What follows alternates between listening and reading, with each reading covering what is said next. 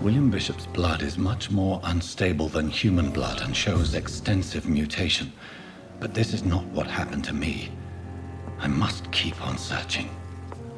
The sun is about to rise. I can feel it. The flower's dying. It needs water.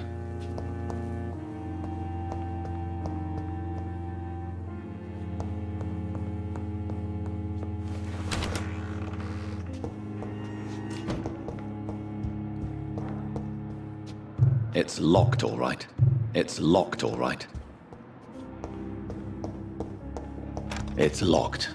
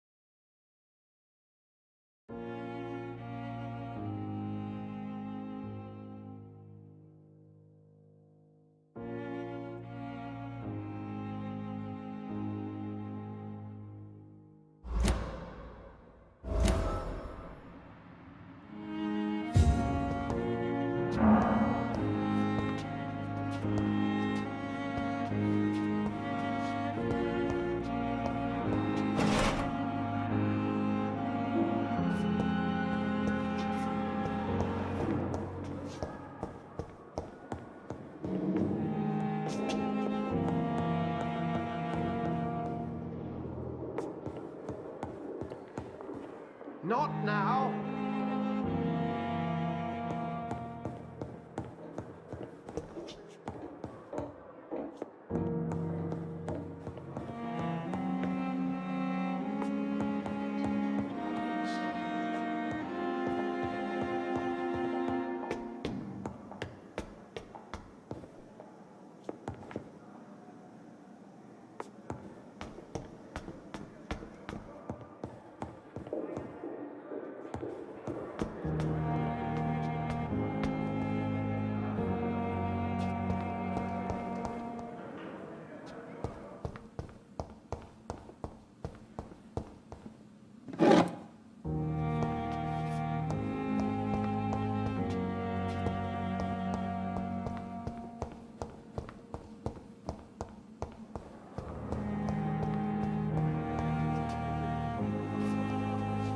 Good evening, miss. I'm Dr. Reed, the new surgeon at the Pembroke Hospital. And who are you? Your name has no meaning to me, mortal. You're nothing but dust blown by the winds of eternity. I beg your pardon? What are you begging for, mortal? My clemency? Well, tonight maybe I'm inclined to mercy. You'll never forget the night you met Thelma Howcroft. You keep calling me mortal. Why is that? And if I'm mortal, what are you? Well, Dr. Reed, if you must know, I'm a vampire.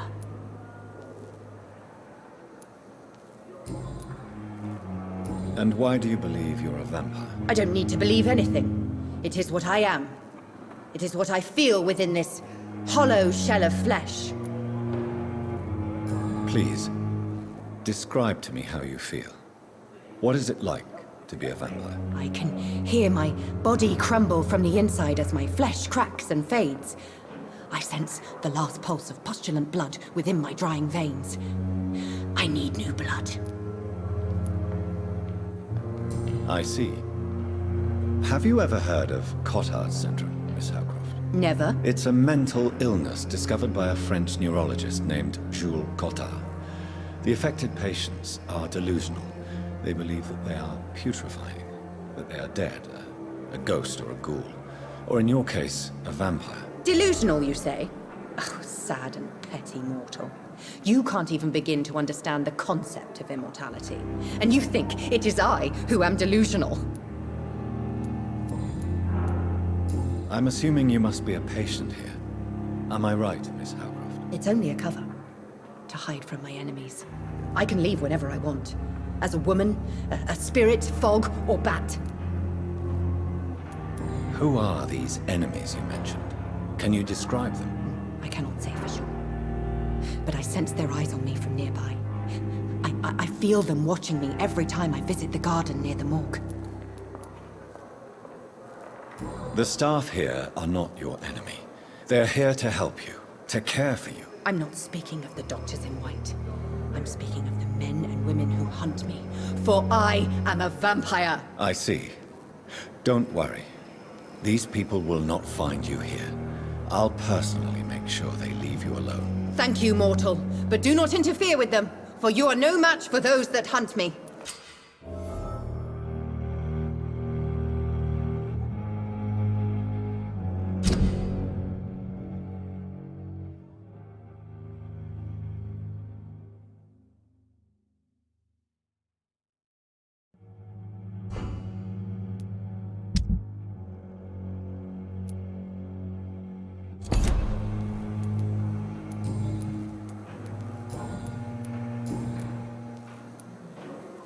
Who are you really, Miss Howcroft?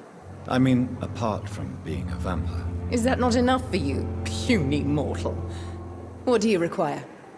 Proof of my powers? I'm curious to know who you were before becoming a vampire. It was such a long time ago, I don't remember. Centuries of unholy life can have strange effects on one's minds, you see?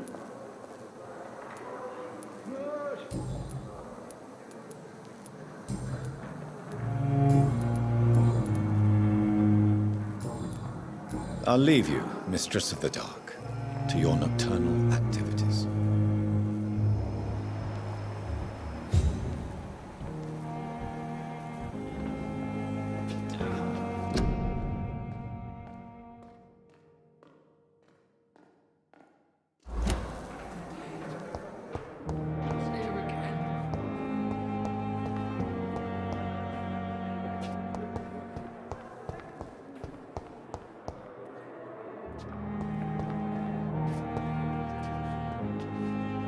Good evening, sir.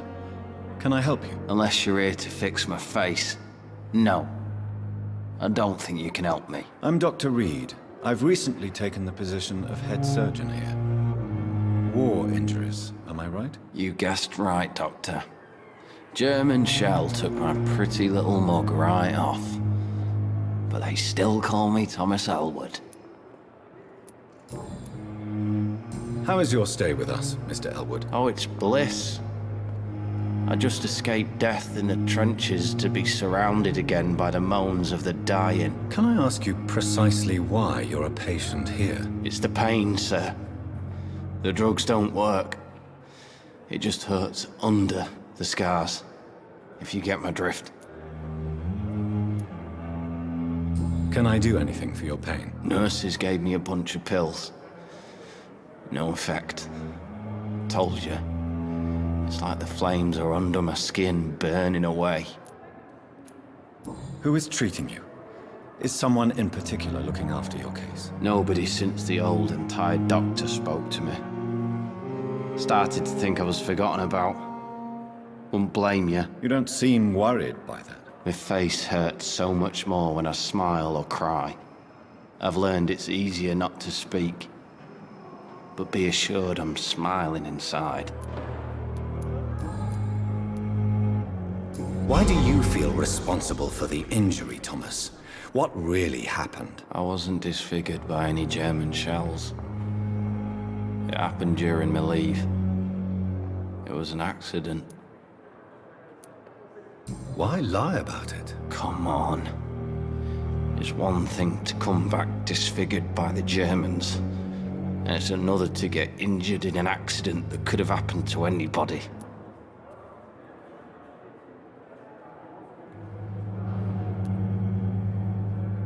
Reconstructive surgery has been very successful for some soldiers. I don't want to wear a bloody mask for the rest of my life. I'd rather stay here and just be forgotten.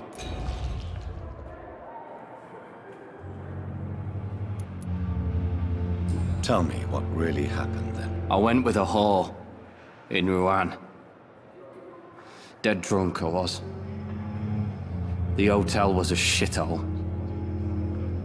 There was a fire that night. Did you start the fire? Were you trying to avoid going back to the front? That's not uncommon, you know. No. It's just that I was asleep when the flames reached the room. The girl was long gone. Bitch never woke me up. Left me to burn.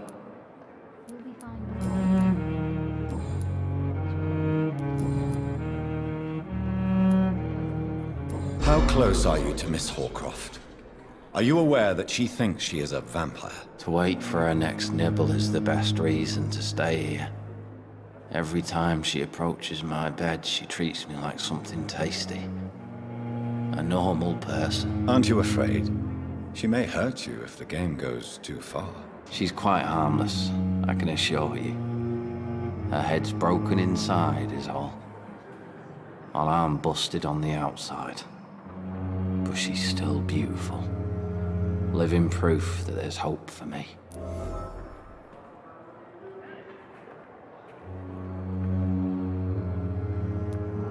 So do you let her bite you?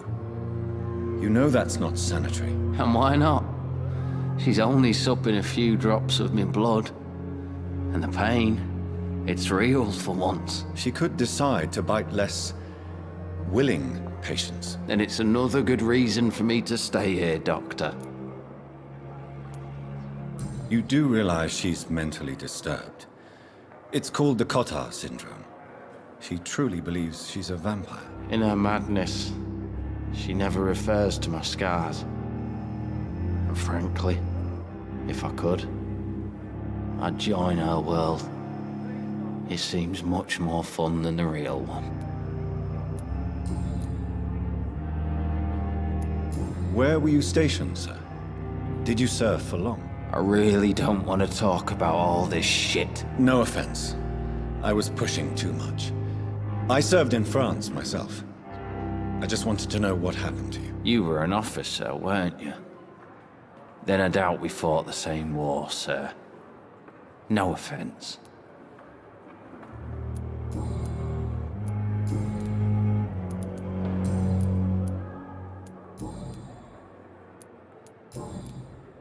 Goodbye for now, Mr. Elwood. Dear disgust on every street corner. The daily routine. So many deaths. Good evening, Mr. Hampton. How do you feel? Dr. Reed, is it? Oh, sir, I must apologize for my behavior. What do you mean? I was not myself in the factory. Fear and exhaustion made me say awful things to you, I'm afraid. You remained perfectly nice and polite. A little delirious, perhaps. But who wouldn't be after enduring an abduction? Thank you, Doctor. That's a relief. Now all I need to do is rest and return to my flock. How did you end up in William Bishop's den? I had received alarming news about his recent behavior. I went to his place and he refused to let me go. Why did he abduct you? William was an alcoholic. His addiction suddenly changed to blood. I don't know why. Just like a patient I met here. This Miss Horcroft. You dared to enter this awful place alone. You're a hero, Mr. Hampton. Or a fool. I'm just a man trying to help his friends, Dr. Reed. William Bishop was a conflicted soul, searching for light. Do you know Tom Watts, the bartender from the Turtle? I met him before I found you in the canning factory. Tom? Yes, of course. Always the helping hand, good old Tom. Without men like him, corruption and despair would have wiped out the East End long ago. People are still in despair. How could it be otherwise? The authorities have left us all to rot in this contagious nightmare. No drugs, no advice, nothing. It's a damn shame. Who should I avoid in this part of town, then? Any particularly evil figures? Not really. Most men and women are just doing their best. And it's not my habit to speak ill of people I know, Doctor. What is the general situation in the East End docks? The situation has always been tough, with a lot of tensions between the gangs and the Dockers' trade union. The Wet Boot Boys are very nervous since they lost their leader. Who leads the gang now? Since Clay Cox went missing, it's his wife Edwina who runs the show. with the assistance of her minion, Booth Digby. Has the gang been threatening you? Ah, no. I've had this nickname for so long, you know, the sad saint of the East End. No one dares to bug a saint, not even criminals.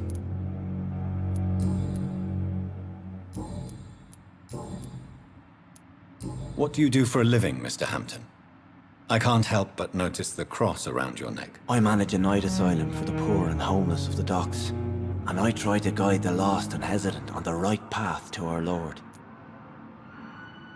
Are you a priest, Mr. Hampton? A deacon, maybe? Not at all, Doctor. I'm just a man of faith willing to preach the good word. Why didn't you use your cross against William Bishop? To repel him somehow? That's a very strange question, Doctor. A cross is no magical token, if that's what you were trying to say. Not mine, anyway. Have you made friends since you arrived? Not really, but I recognize Miss Harriet Jones. I knew her when she lived by the docks. That poor woman had such a miserable life. You never came to see her here at Pembroke? Receiving visits when sick can be an important part of the healing process, you know. We're not just bodies. You're preaching to the converted now, Doctor. To be truly honest, I thought she was dead. She left the docks many months ago. How do you feel, Mr. Hampton? Medically speaking, I mean. I feel exhausted. Beyond exhaustion, actually. William drank so much of my blood in his madness. I feel empty. You're in good hands here. Dr. Swansea is well versed in blood transfusion, and I'm sure he'll take the best care of you. Thank you, sir. I believe all I need is rest. And then I can go back to the people who need me. Goodbye, Mr. Hampton. We'll talk again later.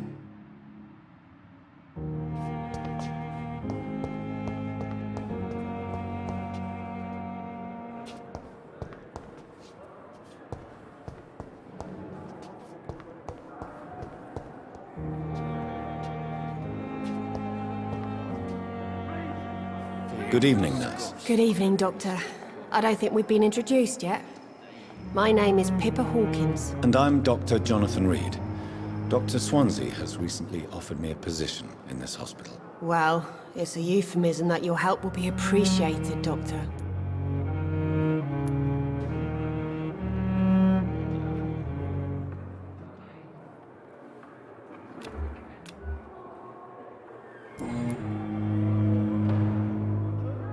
How would you describe the situation at the Pembroke Hospital? It's serious. The flu is wreaking havoc amongst the staff and patients. We are running out of everything. Nurse Hawkins, the Spanish flu won't last forever. Even the Black Plague didn't kill everyone. I wish I could believe you. But what if this epidemic was worse? What if in the end, nobody was spared? You must get a hold of yourself, nurse. Sorry, I'm exhausted. No one has any idea when this epidemic will be over.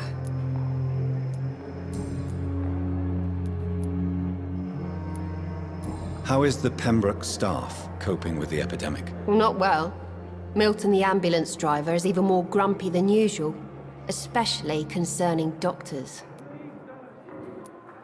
Why is Milton grumpy on a daily basis? Is it just an act? Milton's not the kind of man who's bothered about a bad reputation, whether he deserved it or not. Why does Milton dislike doctors? I don't know. Just ask him. But be warned, Milton is not the chatty type. How long have you been a nurse? Well, long enough to see that the epidemic is winning. And no matter how qualified you are, don't tell me you'll change that.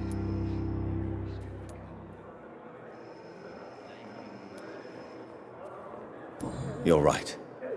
When dealing with such a terrible disease, one must remain humble. But that doesn't mean we shouldn't try our best. Sorry, Doctor.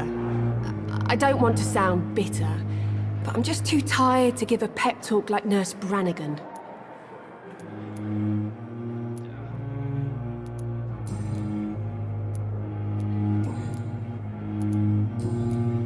Goodbye, Nurse Hawkins.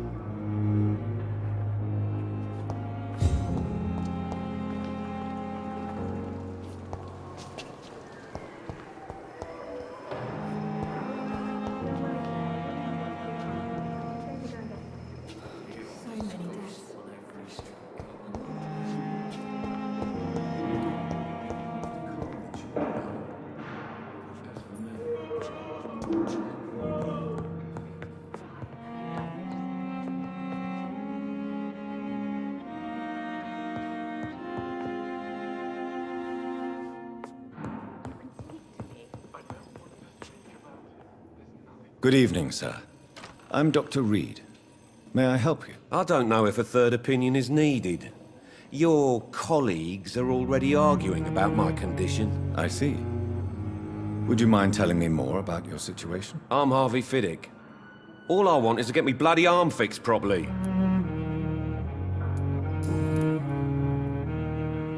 Tell me about yourself, Mr. Fiddick. I'm just a regular guy waiting to get his arm fixed, so I can return to work and to my family. I was more curious about what you were doing before being hospitalized. I'm a carpenter, and a good one too. But that means I need both arms to feed my family, Dr. Reed. Are you satisfied with your treatment here? Well, it's clear that I've chosen a bad time to be injured. Forgive my bluntness, but you seem overwhelmed by cases of the flu. I won't lie to you about it. I'm afraid we are. Are you sure you don't want to operate yourself, Dr. Reed? I have the feeling you're very capable. And your colleagues seem to think so too. In other circumstances, you would be right. But for now, I don't think I can take on the responsibility. My apologies. Tell me about the doctors who are arguing about your case. Strickland and Aykroyd. They both want the best for me, but there's a lot of pride there. Doctors are no different from carpenters, it seems. What do you mean? I often had professional arguments with rivals on a building site. Difference is, I disagreed about wooden nails, not flesh and bones.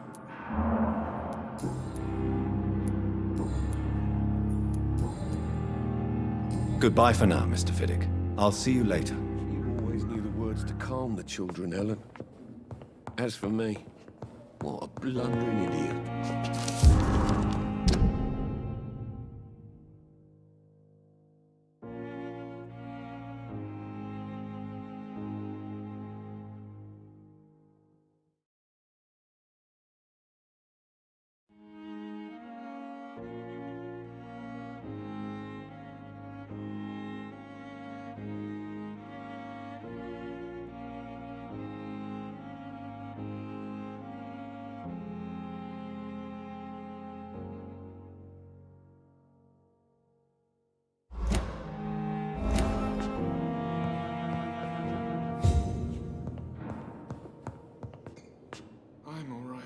Good evening, Mr. Fiddick. Good evening, Dr. Reed. Any news about my operation?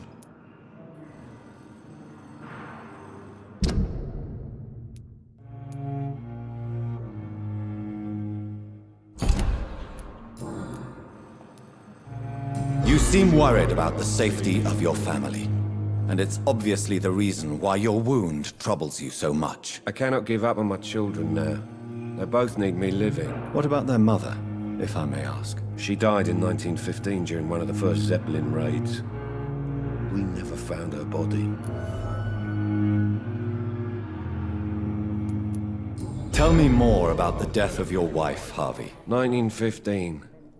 I was in the army, building workshops for the Royal Flying Corps. Helen was happy I wasn't sent to the front. What happened? The Germans sent Zeppelins to bomb the construction site, but they missed their target.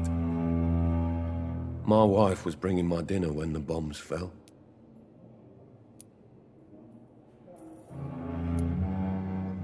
How are your children after losing their mother? They were smaller then. The only good thing about this is my Helen didn't bring them with her that night. I'm sorry for your loss.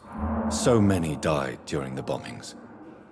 I served in France and witnessed the carnage there. I would like to say that she didn't suffer. Truth is, I have no idea. I just know that I'm all that me kids have. Poor little bleeders.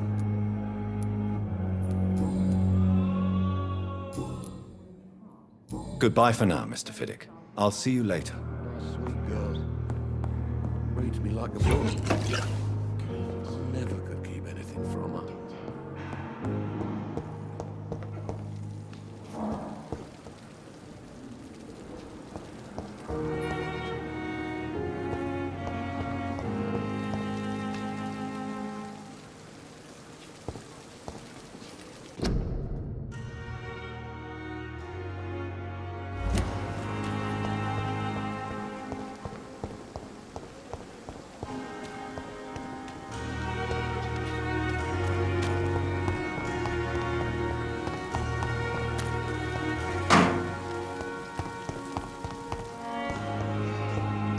Disapprove of our methods, and you will kindly apologize when you're feeling better.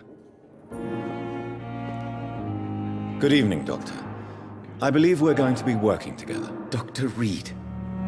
Dr. Swansea informed us of your arrival, but I could not dare to believe we'd have such good fortune. Such an honor, sir. Thank you. And you are? I am Thoreau Strickland, Dr. Thoreau Strickland. I'm a great admirer of your work, Dr. Reed.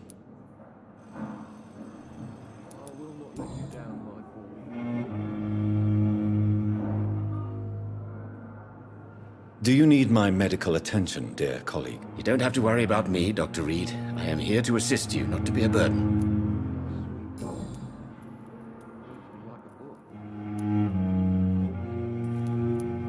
Please, could you tell me something about yourself? I'm a great admirer of your work concerning blood transfusion, Dr. Reed. I run my own experiments. I'm convinced it's the future. What made you choose to be a doctor? I'm not ashamed to admit you and your work have inspired me. I am honored to have the opportunity to work by your side.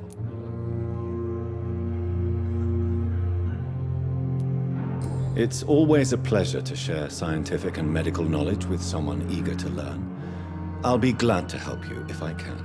This epidemic may be the century's most terrible disaster, but I'm convinced that we, as doctors, are the only ones able to defeat it. I based my technique on my mentor's research. He helped me perfect my method. What is yours? I'd rather not talk about it. For now, it's just theories and first approach.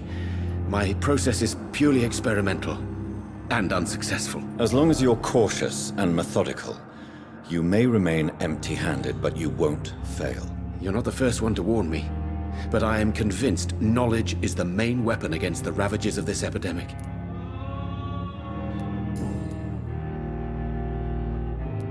What can you tell me about the Pembroke? Well, it has always been an honor to work with Dr. Swansea.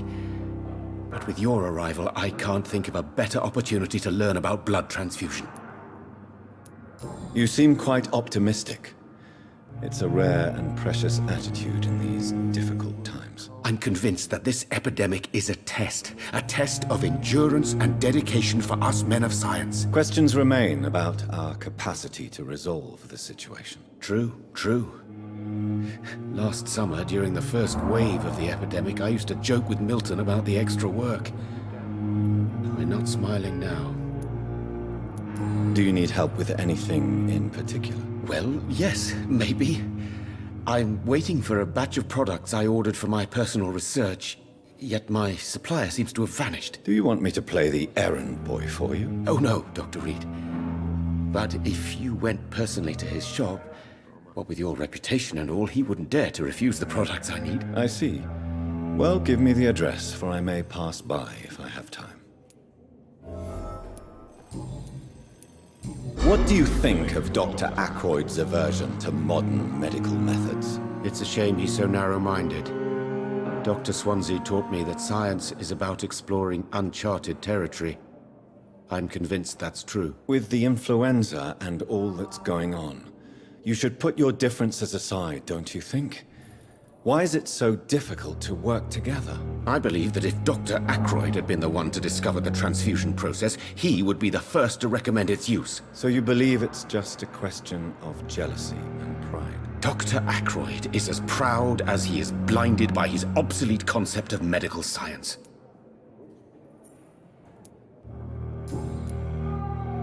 Goodbye, Dr. Strickland.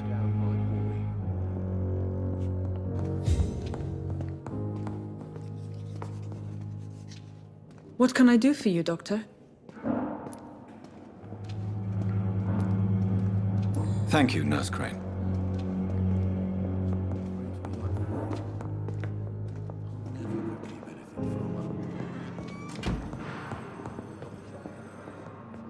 Come now, we can handle this.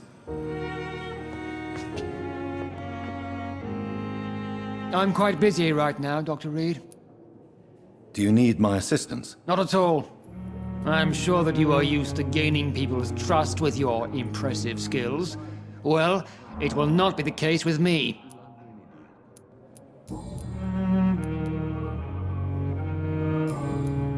Thank you for your time. We'll talk later.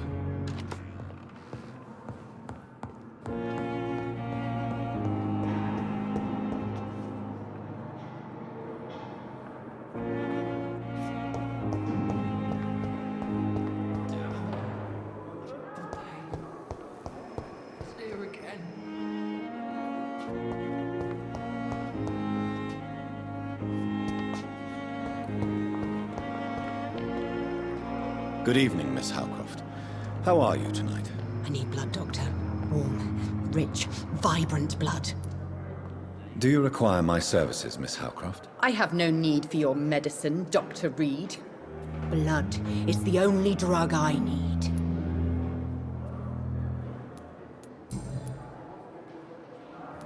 Tell me, Thelma, why do you feel so attached to Mr. Elwood? Why him? I'm not sure, Doctor. I think we have a bond of some sort. We've both suffered so much. He's the only mortal I find interesting.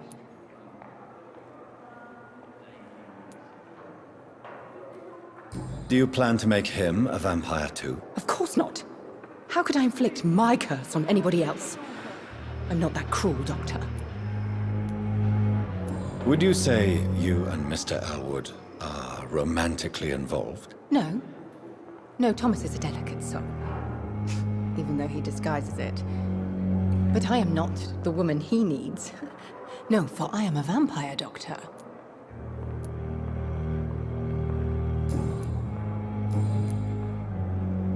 I'll leave you, Mistress of the Dark, to your nocturnal activities. The daily routine.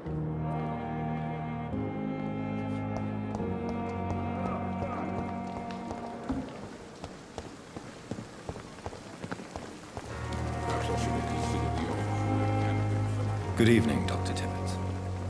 Dr. Reed, any good news to share?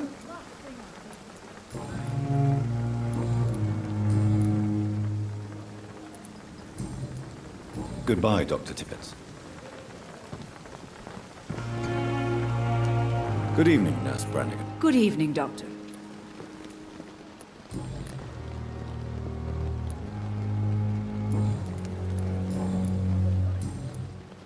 Goodbye, Nurse. Call me if you need assistance. Good evening, Nurse Brannigan. Good evening, Doctor. Do you require medical assistance, Nurse? Thank you for your concern, but I'm fine. Goodbye, Nurse. Call me if you need assistance. Good evening, Dr. Tippett. Dr. Reed, Do you need any medical assistance yourself, Doctor? come on. Don't be ridiculous, dear colleague. Goodbye, Dr. Tippett.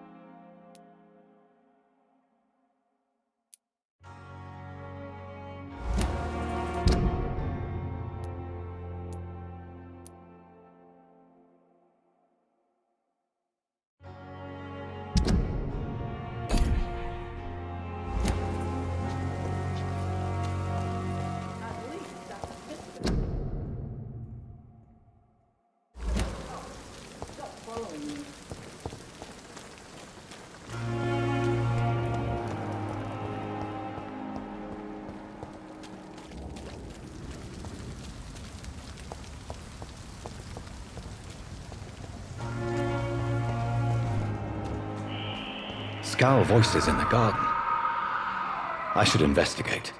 If they were to find somebody.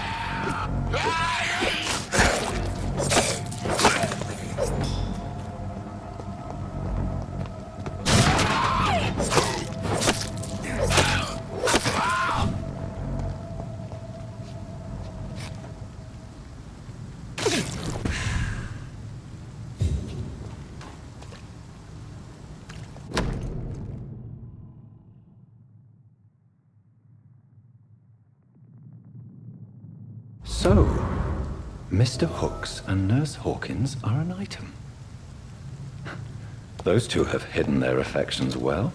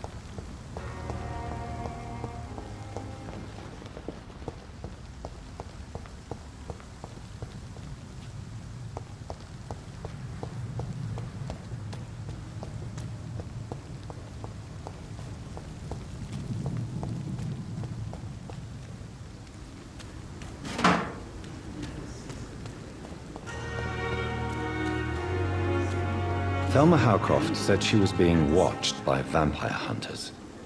Where are they hiding? I should investigate.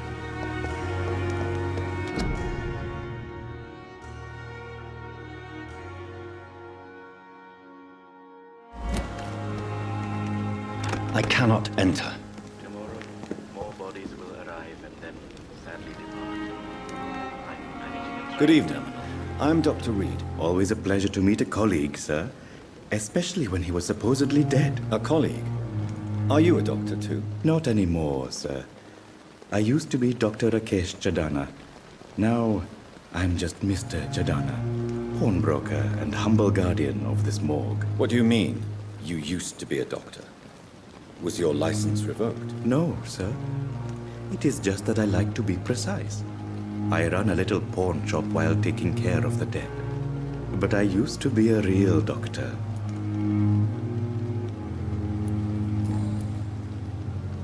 Are you afraid or uneasy being surrounded by so many corpses? Why should I? These bodies are empty vessels. Flesh left to decay. Poof. No soul anymore. All gone.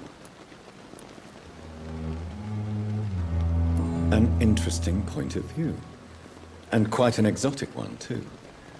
Most people fear, or at least have a respect, for dead flesh. Sir, as a medic during the war, I learned to face my death and the death of others. It's the pain we have to tame, not death itself. How did you get this job? After I left the army, I worked as an undertaker down by the docks. A dangerous place with many an unpleasant business there.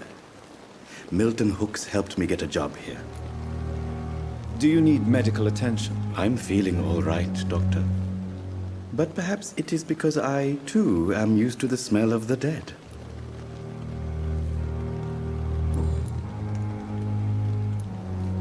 A pawnbroker?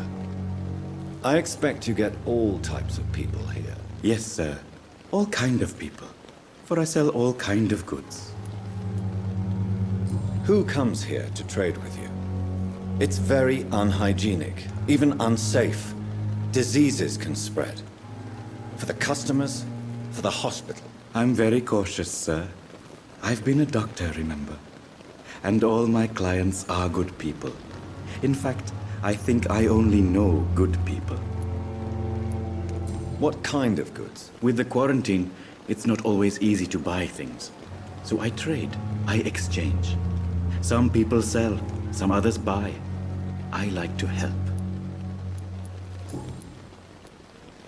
Since you're not afraid of dying, do you believe in life after death, Rakesh? No. I believe we must do all the good we can while alive. For our time is short, and the obstacles are endless. Do you think you would enjoy immortality as a concept? I don't think so. Don't mistake me. I love life, and I'd like to live a long life. But everything has to decay, sir. Even goodwill.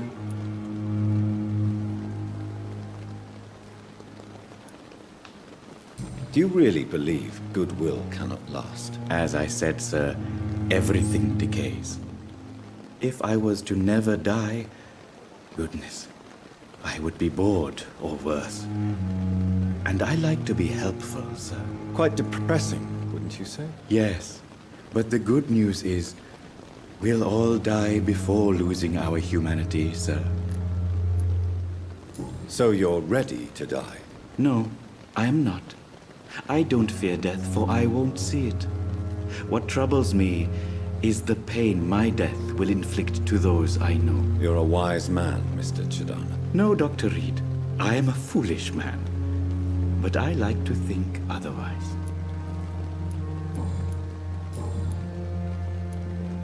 Please show me what you have to sell. Of course. It's just trinkets and curios, really. But I'm sure they can be useful.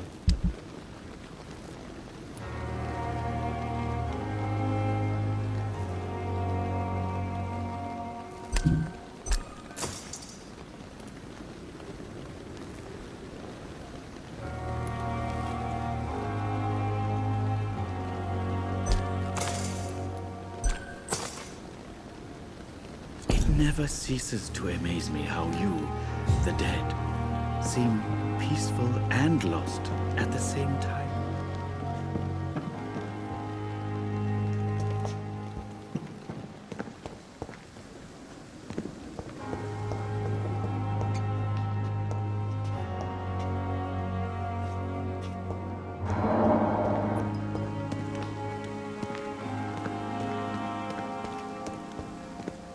It's locked, all right.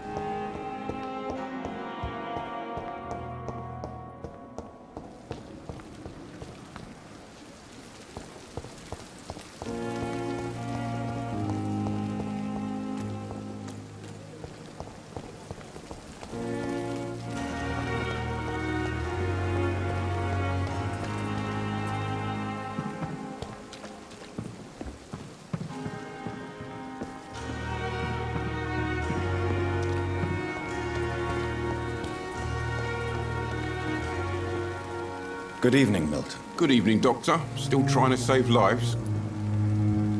Do you need any medical help, Milton? I'm fine, Doc. Physically, at least. But I would give everything to be in a better place right now.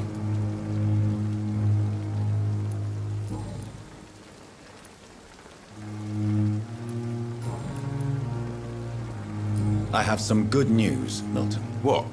The epidemic's over? I retrieved your wallet, with all the money and a certain picture. Well, yeah, Pippa Hawkins is my girl. So what?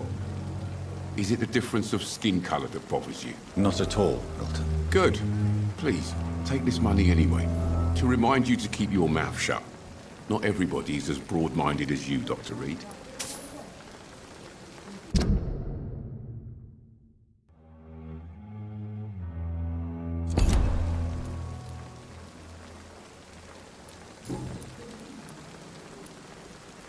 What's going on between you and Nurse Hawkins? Pippa's tired. Tired of all this shit. Tired of all those corpses piling up. She's as depressed as I am.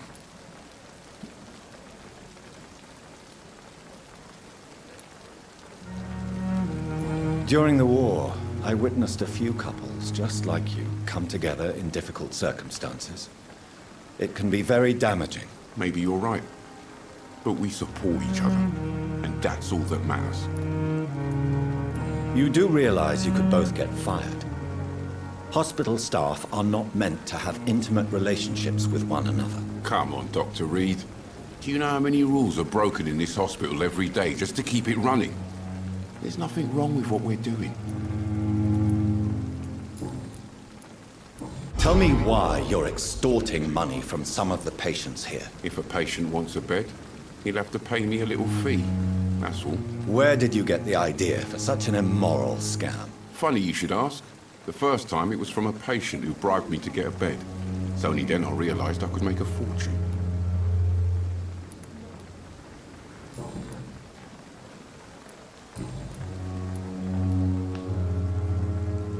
Why do you have such a mediocre reputation among your colleagues, Milton? Fuck them.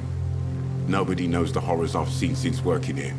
This city was sick long before the epidemic, Dr. Reed. I know it's a difficult task, but correct me if I'm wrong. Is this not the job you are paid to do? I've seen babies left to die while their brothers were properly fed.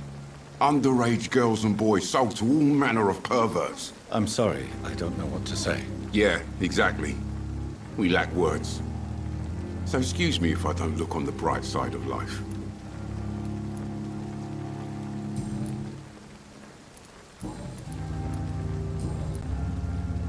Goodbye, Milton.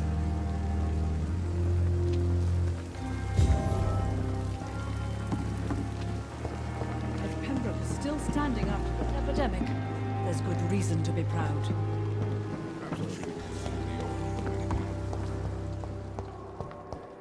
Fear and disgust on every street corner.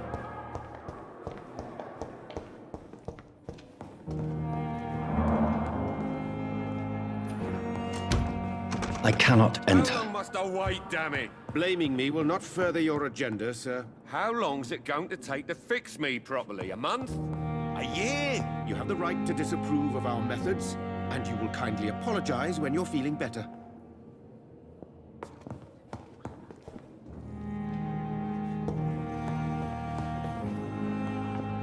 I will not let you... Good evening, Mr. Good evening. Is there anything else that's bothering you? Can I help in any way? I'm all right. Considering the state of this place, I should consider myself lucky, I guess.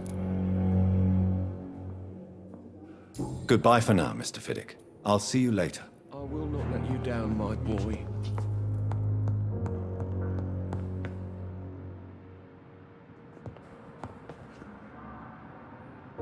Good evening, madam. Can I help you? It's my son who needs you, sir. I'm Dr. Jonathan Reed. How can I help your son? I'm Beatrice Goswick, mother of Mortimer Goswick. Could you check on him, please, Dr. Reed? I've heard much of your talents as a physician.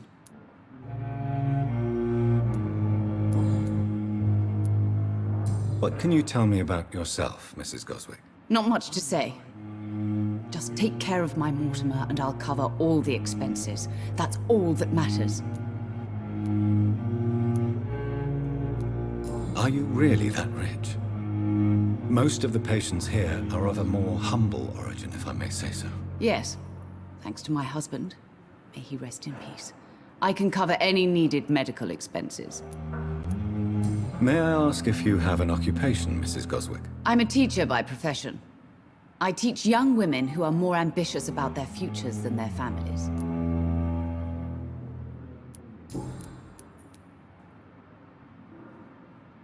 What do you think of your reception here?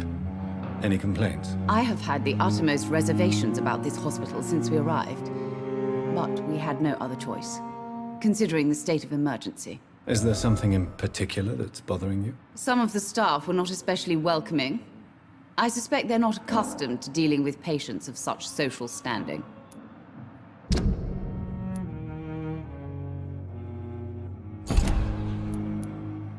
Tell me more about your arrival at the Pembroke Hospital. What gave you such a bad first impression? The ambulance driver was quite rude, for a start. And that nurse, Miss Hawkins, seems to have quite a dubious attitude. What do you mean? She managed to secure a bed for my son despite the epidemic. It was a relief, but it wasn't cheap. I'm all right. Don't waste your time with me. She charged you for a bed? Yes, and I paid without question, considering the urgency of the situation. I share your concern, Mrs. Goswick. Be sure that I'll talk to the people involved. I don't expect compensation, Dr. Reed. But I'm aware such behavior would not be tolerated in other hospitals.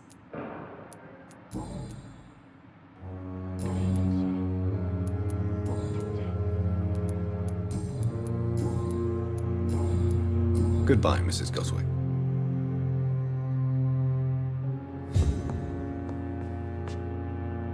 Good evening.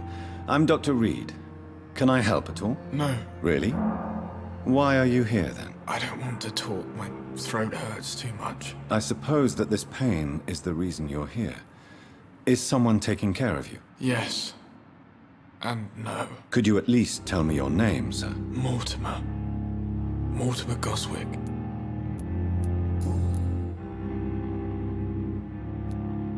How painful is your throat, Mr. Goswick? So painful I'd rather not talk at all, Doctor. I'm sure you realize a doctor and his patient have to communicate, sir. Would it help if I gave you some paper and a pen? Not really. I see. Then maybe it's not just your throat that hurts, Mr. Goswick. Perhaps your sore throat is just the consequence of something more hurtful. Yes, maybe. But I don't want to talk or even write about it now. Why did your mother have you hospitalized here? She seems convinced this is a bad hospital. My mother just wants the best for me. She won't rest while I'm here. She'd go all the way to hell and back to help me. Pembroke Hospital may look unorthodox, but rest assured you're in good hands here. It's not me you have to convince, Dr. Reed. It's my mother. Is your mother bothering you? As your doctor, I can ask her to leave you alone if you would prefer. That's tempting, Doctor. But you have no idea what my mother is capable of. She would tie herself to my bed if you asked her to leave. How painful is your throat, Mr. Goswick? So painful I'll let you get some rest, then. I'm all right. Good evening, Mr. Goswick. I'm okay. Do you need any help? I'm afraid I may, sir. I don't mean to be a burden. You are not a burden, sir. Healing you is my responsibility. And you have my gratitude for that.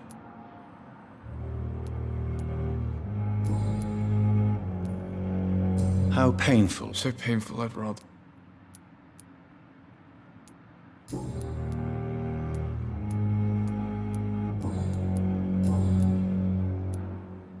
Tell me about yourself, Mr. I don't want to talk, Doctor. Do you need any help? I'm afraid I may, sir. You are not a burden, sir. And you have my I have to go now, sir. But don't hesitate to contact me if you need any help. I'm all right. Don't waste your time with me.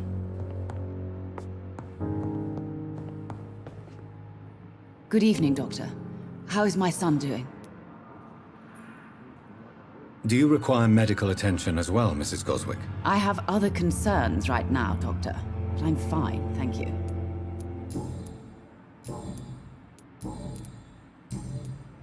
Goodbye, Mrs. Goswick.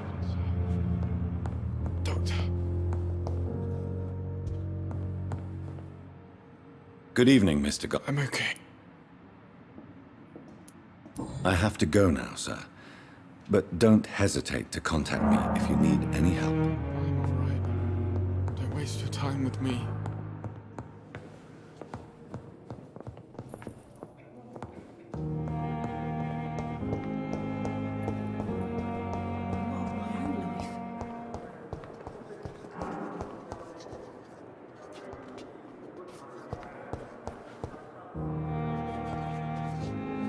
You are going to reveal all your secrets to me, even the darkest thoughts in your heart. My blood and soul, they belong to you now. The life running in your veins.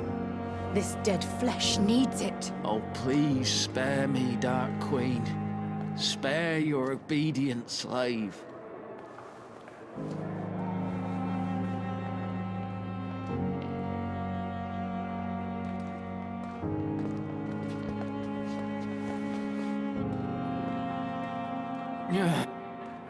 Good evening, Mr. Elwood. Evening. Soldier, do you need assistance? I'm fine. Just do something for this pain, will you? That's all I'm asking. Goodbye for now, Mr. Elwood. You've disgust on every street corner. The daily routine.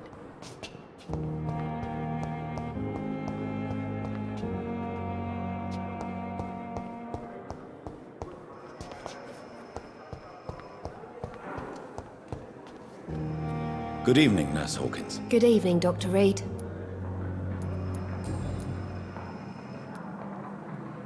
Milton cheats patients out of their money at this hospital, Pippa. Are you his accomplice? Yes, I am. Is this your definition of being useful? By abusing the sick and poor? No. It is my definition of getting out of this useless life once and for all.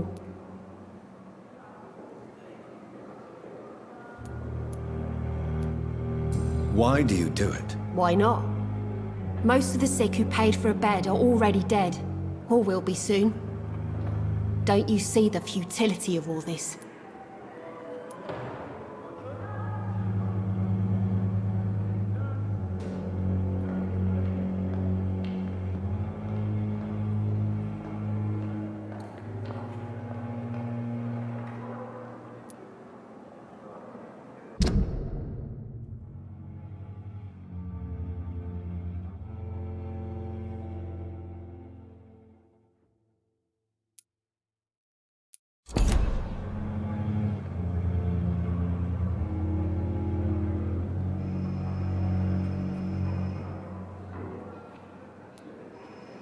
How can you be affected by the misery around you, and be so heartless at the same time?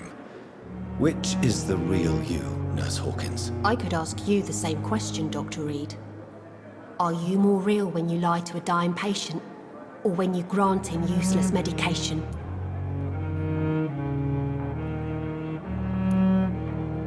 Whose idea was it? What difference does it make? We did it together, and I'm guilty as charged. Answer my question. It was my idea first, even though Milton would say it was his, to protect me. Why do you... Why not? How can you be affected? I could ask...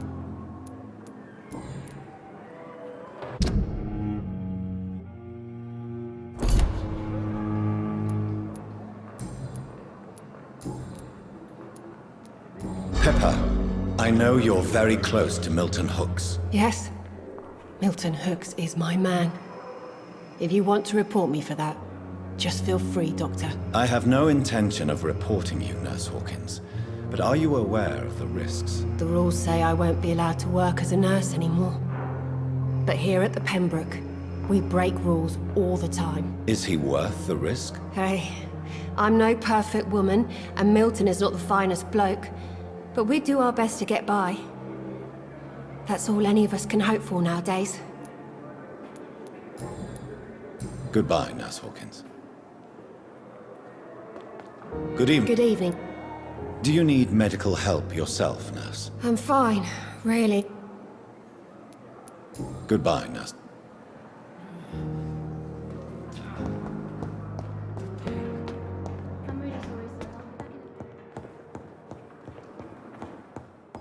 Please come back later.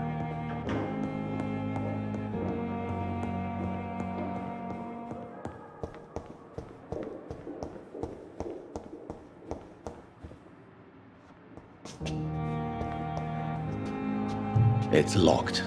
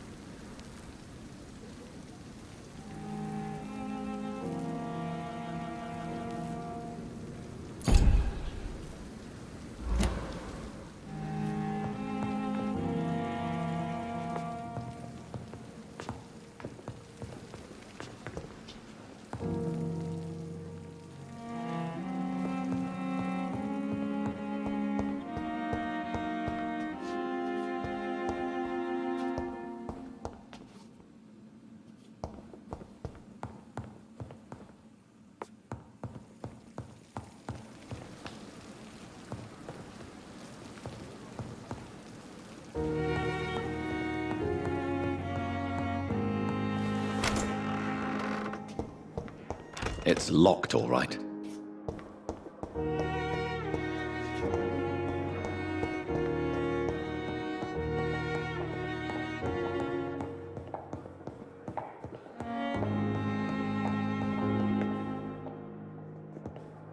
I cannot enter.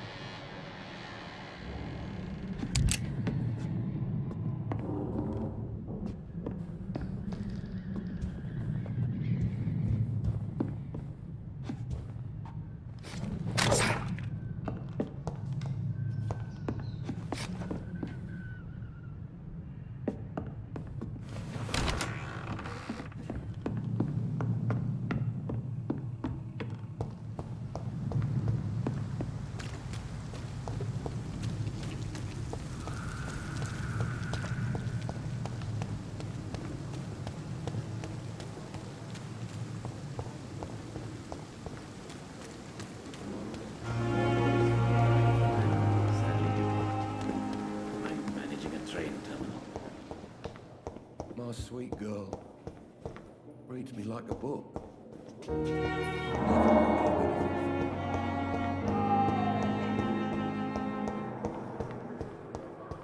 You are going to reveal all your secrets to me. So many deaths. Thoughts in your heart. And what of my own life? Soul. They belong to you now. The life running in your veins. This dead flesh needs it. Oh, please spare me, Dark Queen. Spare your obedient slave. A giant morgue disguised as a hospital. That's Pembroke nowadays. Good evening, Miss Howcroft. How are you tonight? I need blood, Doctor. Warm, rich, vibrant blood.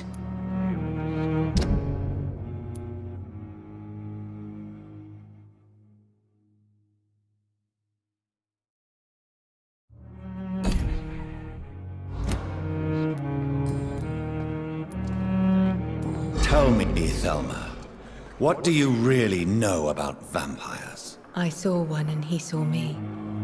I watched him hunt and kill. I saw his terrible wounds heal as his victim died. And then I knew I was saved. You mean you actually saw a vampire? Here in London? Yes, and it has been the answer to my pain. I must drink and kill to regenerate my decaying body. I am a vampire too.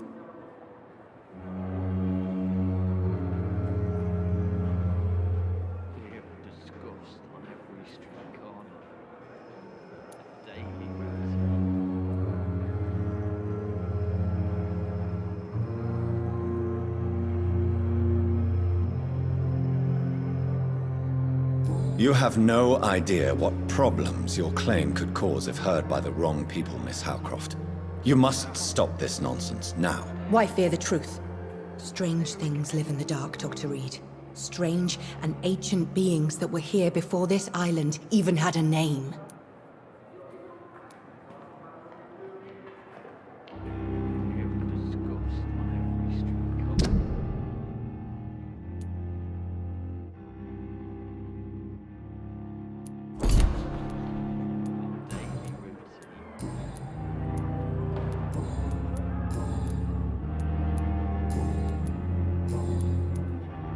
Tell me. I saw... You mean you... Yes. You have... Why fear the...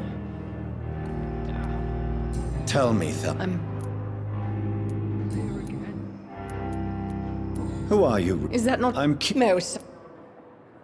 Do you require my services, Miss Howcroft? I have no need.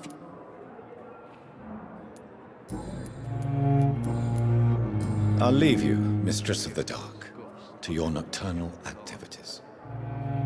Daily routine.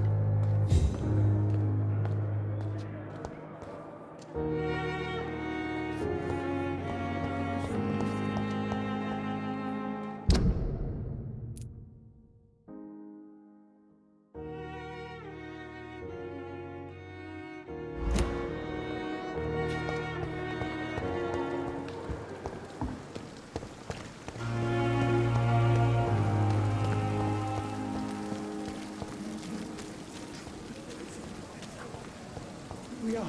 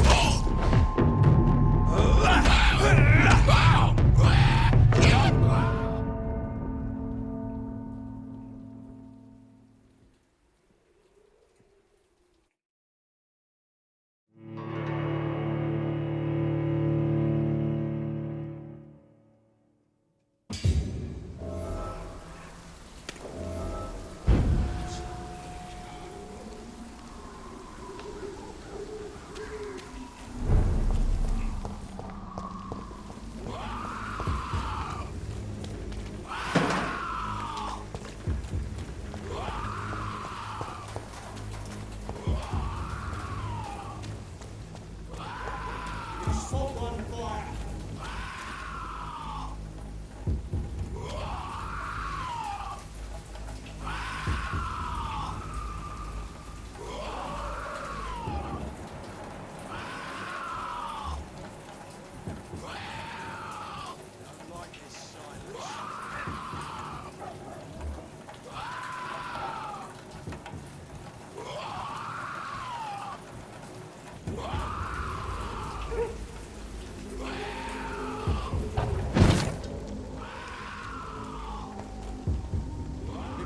one, fire!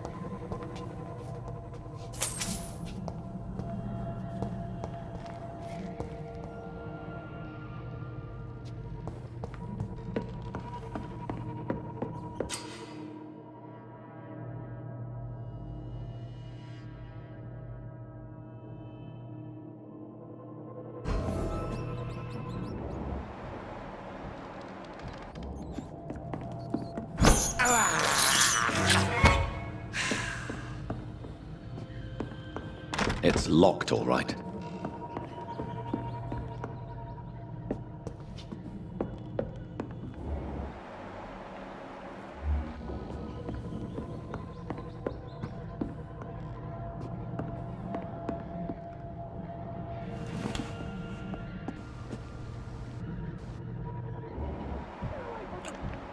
Touch me with your disgusting hands!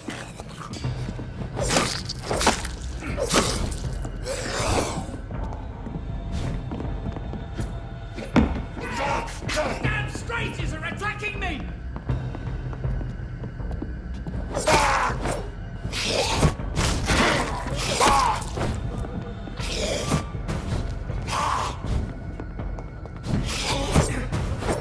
Get away from me! Don't touch me with your disgusting hands!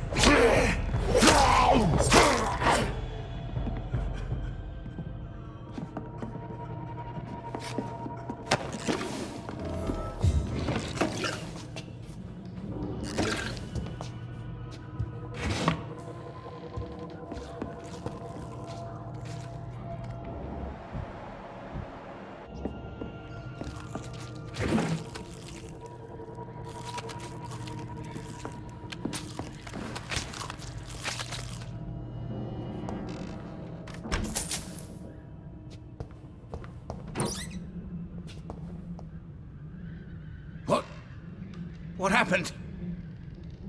Who are you? It's all right, sir. You're safe now. Oh, a fellow Englishman. Thank you, sir. For a moment, I thought those bloody heathens had killed me. What are you doing here? This place is not safe. Yeah, it's a cesspool, but it's mine. I came to collect some overdue rent, but those who still live here have gone completely bonkers. You're very lucky to be alive. Yeah, filthy immigrants. Fucking savages, every one of them. And now with this bloody fever, they're just animals. You can find safety of sorts in Whitechapel. If you're quick and cautious, you'll be able to avoid the savages.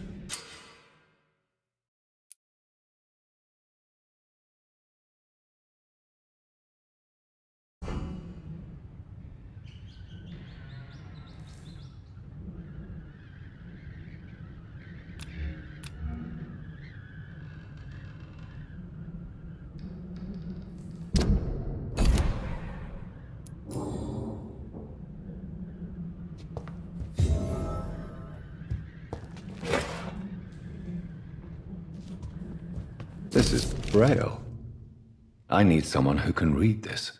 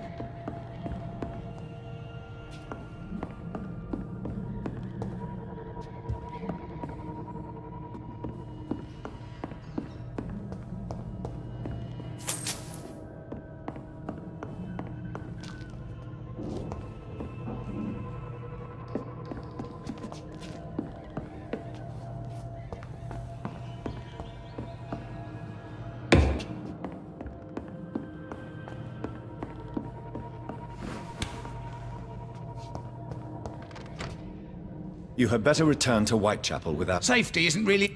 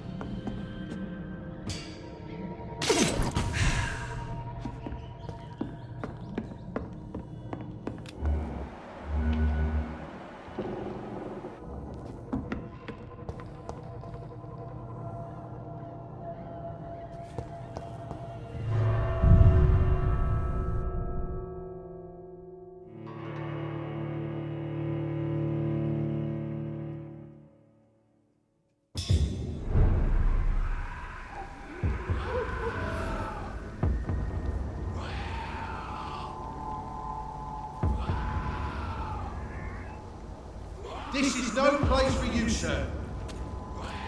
Are you stupid?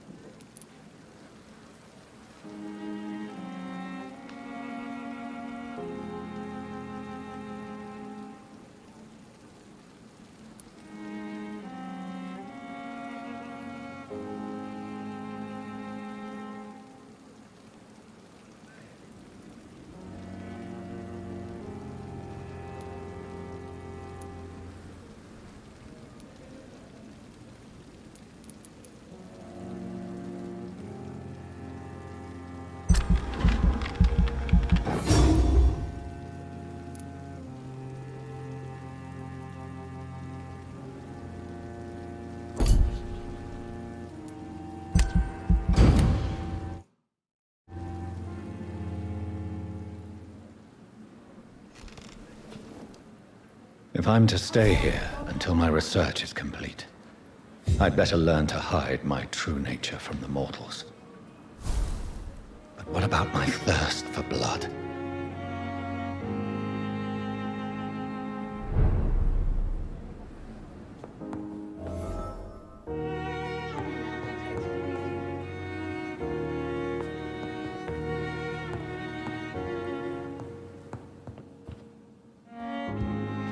The flower's dying. It needs water.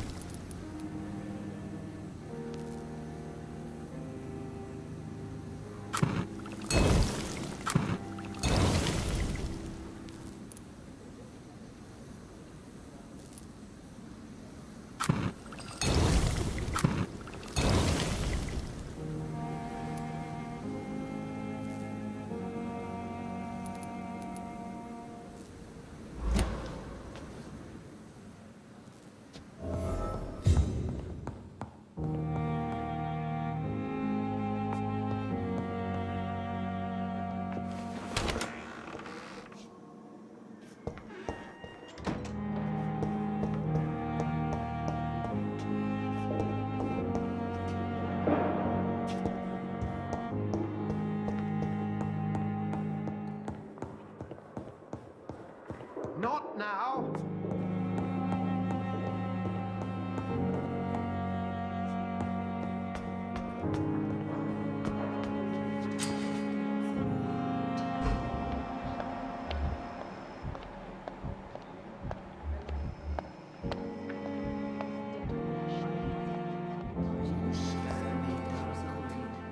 Spare your obedience, slave.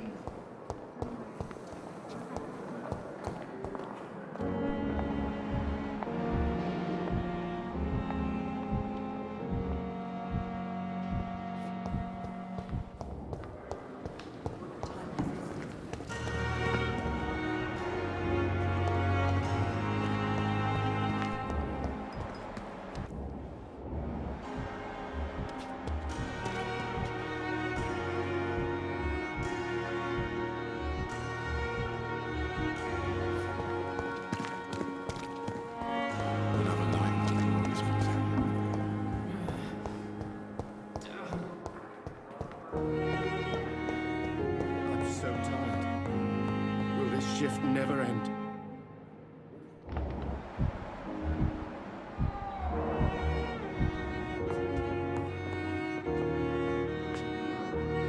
Good evening, Mr. Goswick. How are you? I'm okay.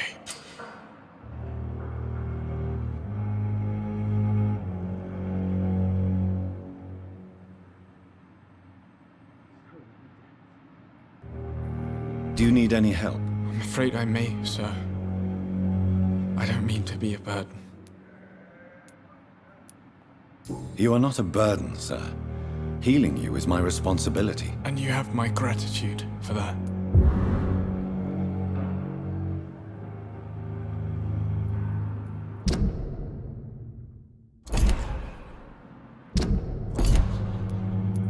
have to go now, sir.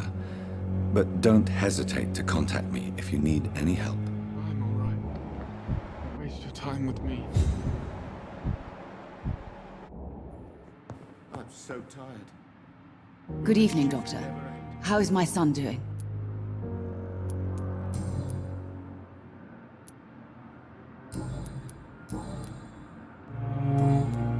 Goodbye, Mrs. Goswick.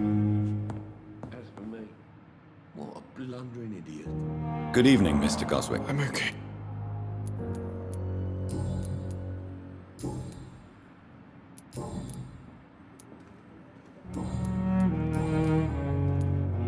How painful. So painful,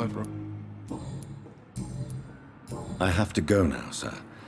But don't hesitate to contact me if you need any help. Good evening, sir. Doctor. Yes, Nurse Crane? How can I help you? I'm so sorry. I know Dr. Swansea wanted you to rest, but we have somewhat of a crisis. A crisis, you say? Our supply of antiseptics is nearly depleted. I was hoping there was another box up here, but...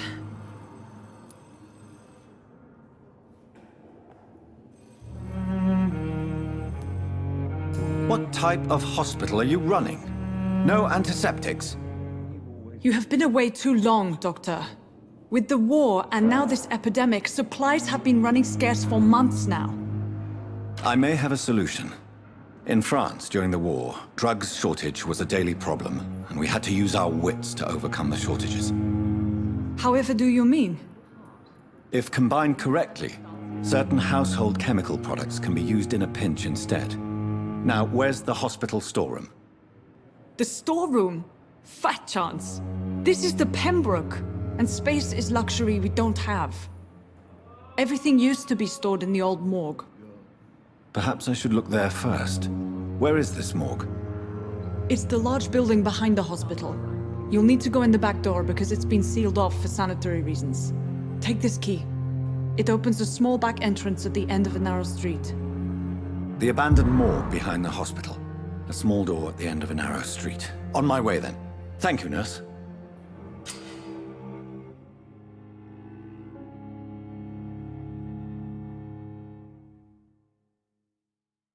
I will not let you down, my boy.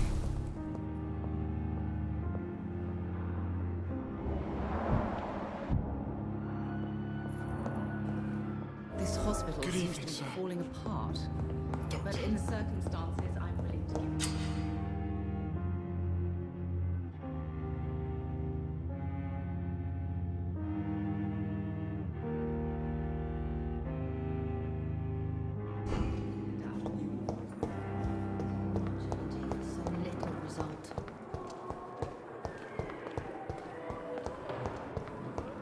It's locked. I wish I could be sick Disgust again. on every Feel my streetcar. blood boil with the fever. A daily routine.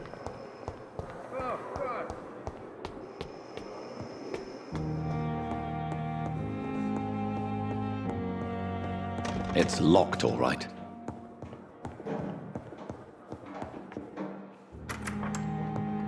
Please, Jonathan, come in. Fascinating, is it not? In the last decade, so many mysteries have been brought to light with our microscopes. The human body, biology's penultimate frontier. The more we explore its boundaries, the less we're able to trace a clear line between life and death. You, my friend, have a foot in both countries. The view must be vertiginous. It's at least as vertiginous as chatting about vampires with you, I would say. This must be all so new to you. This area of town, the hospital, a brand new life. How stimulating it must be. I wish I could share your enthusiasm, Dr. Swansea, but my condition defies scientific categorization. Undead? Unalive? Immortality defies logic. I cannot express my thrill at this serendipitous turn of events. The world's most eminent specialist in blood transfusions, a vampire. One might say a gift from heaven.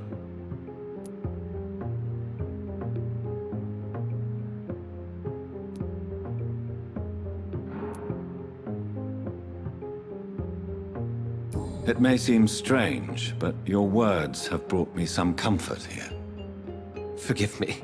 I've been an admirer of your work for a long time, and now you are so much more than a brilliant physician. And please, call me Edgar.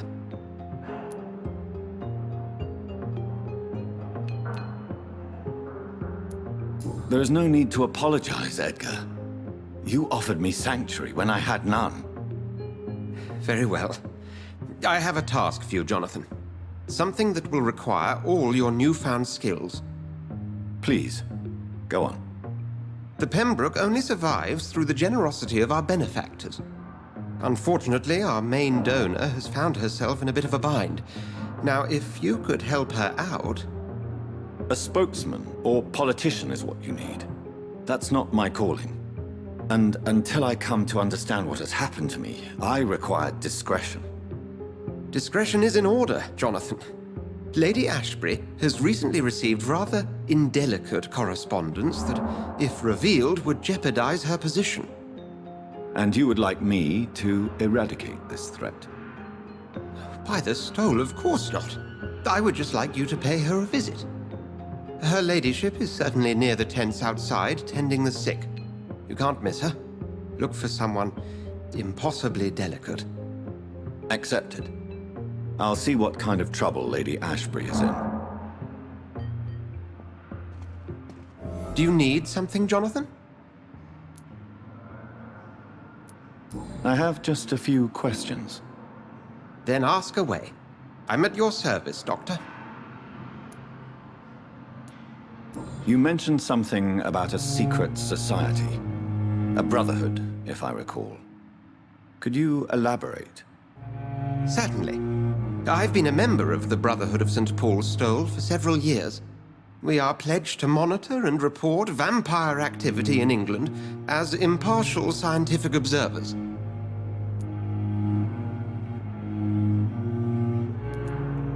Yet you don't fear me. And still, you know the monster that lurks beneath the civilized surface. The Brotherhood has studied your kind for centuries. We believe you are as supernatural as a lion is to a gazelle.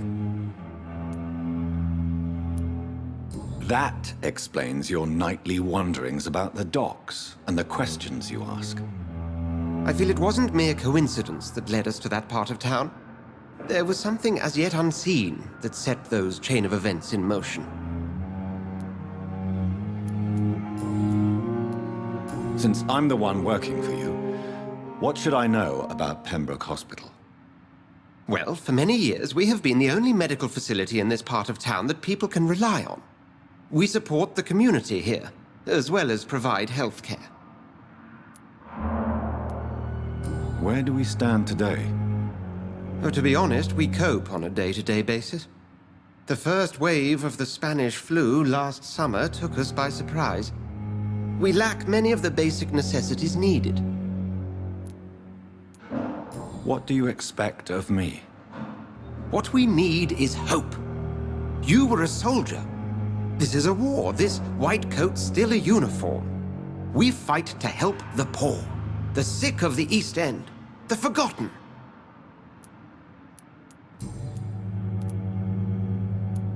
The man we pursued and slew in the canning factory, William Bishop, I believe, was he a vampire? He was a Skald, technically speaking. The debate rages as to their classification. Some think them a subspecies of vampire, others something else. How do Skalds come into existence? The name means slave. The etymology may indicate that they are a lesser species of vampire. From what I know, vampires tend to despise them. Just for clarity, what differences are there between myself and a Skald? A Skald is easier to eliminate, Jonathan, even if they remain formidable foes for the unprepared. Vampires... Now, vampires exist beyond the mortal realm. Since you seem quite the expert on vampires, what could you tell me about my condition and how it came about? As men of science, our first step is always to start with what we know. Forget the myths, the hackneyed scrawlings, and the penny dreadfuls. They do not scratch the surface of the truth you now find yourself in. Must I take a life to live? You are a vampire. You feed, and blood is the sole sustenance that can sustain your immortal frame. And only a living creature contains the nourishment you require. The sun. The morning following my transformation. Its rays burned me. There was pain, smoke, and my skin blackened.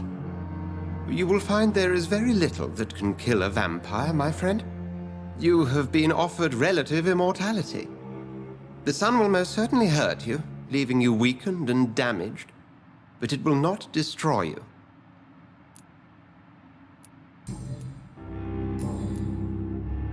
We'll see each other again soon, Edgar.